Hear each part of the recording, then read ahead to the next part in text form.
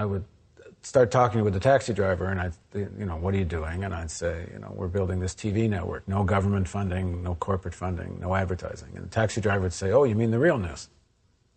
I heard it over and over and over again. So a measure of success will be, I'll get in a cab, and the cab driver is going to say, well, I had this politician in the back seat yesterday, and he was telling me such and such, and I said, that's not true. I saw it on the real news. If I hear that, if we can get to the taxi drivers, if we can get to ordinary people and help them have the facts to defend their own interests, then that will be a big measure of success. Hi, I'm Paul Jay, chair of Independent World Television and senior editor of The Real News, our soon-to-launch daily news show. This is very exciting times for us. 3 years ago, we said to ourselves, go big or go home. And I have to admit, there were moments we weren't sure if we weren't having to go home. But now the project has taken a very big step. We've landed some serious seed money, and we're about to start some production. This space that you see will be where we set the real news. In the corner will be our debate and interview segment, debate being a very important part of our network. Here will be our daily news show. We're in the process of casting hosts. We're going to have a team of 4 or 5 hosts who are journalists and who will be doing stories as well as presenting stories to you here.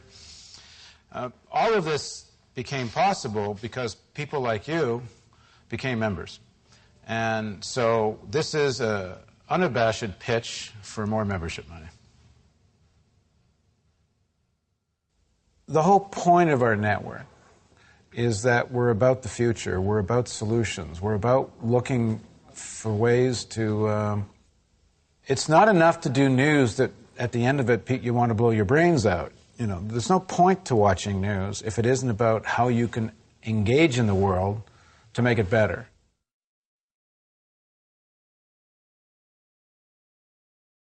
We don't think the real news will be run by people who are braver or more courageous or smarter than other journalists. There are many people of talent working in other television newsrooms. What makes us different is our funding model. Hundreds of thousands of people across the globe, starting in English, send $5 or $10 a month to us. If enough people do it, we can sustain this. With that kind of funding model, we don't have to worry about quick ratings results. We don't have to worry about withdrawing of advertising or government subsidies. It means when we're in the newsroom, we only have one thing to worry about. Did we get the facts right? Most people are fairly clear that politicians are not speaking to them honestly, openly, and sincerely. But the news media is reporting on them as if they are.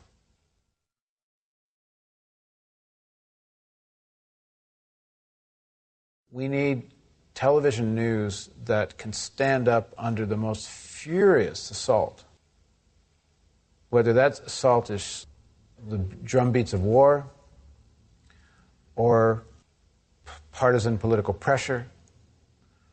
If you're going to have democracy, you have to have an infrastructure that can say, no, that's not true. That's a lie. And here are the facts. If you do verifiable facts, you're accused of doing left-wing journalism. So if we had reported on the day Colin Powell went to the UN that he wasn't telling the truth, would that have been left-wing journalism?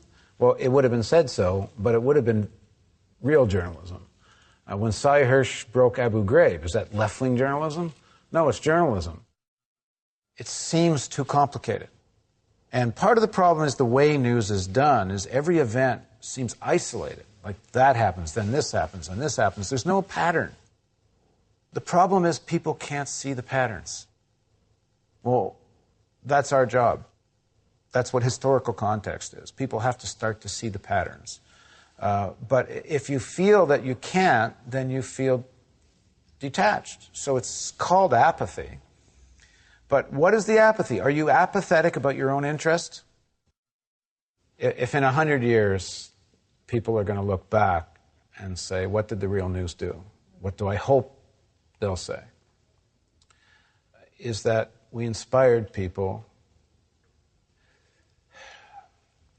to be conscious, to know their world, to embrace the facts fearlessly, to act, to write their own future, not to think it was overwhelming, not to think it was too depressing, but to feel optimistic that there can be a future.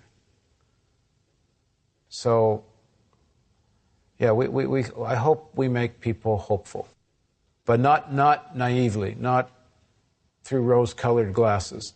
Real hope means facing reality.